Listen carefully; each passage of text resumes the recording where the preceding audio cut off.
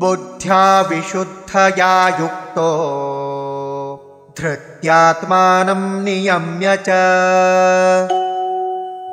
शब्दादीन् विषयांस् त्यक्त्वा रागद्वेषौ व्युदस्य च।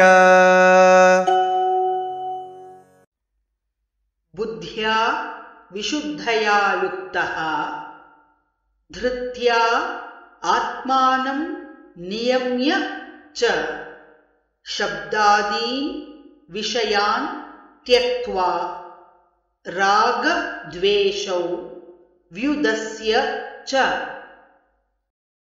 बुद्ध्या विशुद्धया युक्तो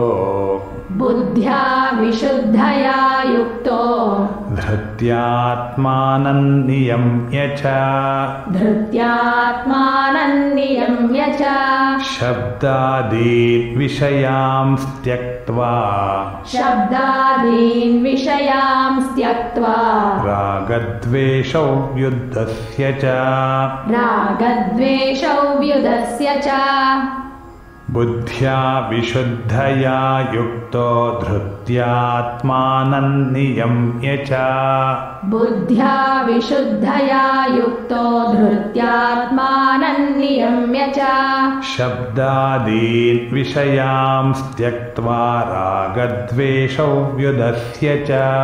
शब्दादीन् विषयांस् त्यक्त्वा रागद्वेषौ व्युदस्य च।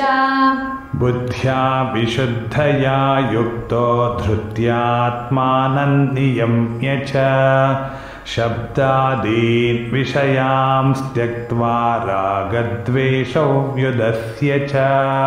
बुद्ध्या विशुद्धया युक्तो धृत्यात्मानं नियम्य च शब्दादीन् विषयांस् त्यक्त्वा रागद्वेषौ व्युदस्य च।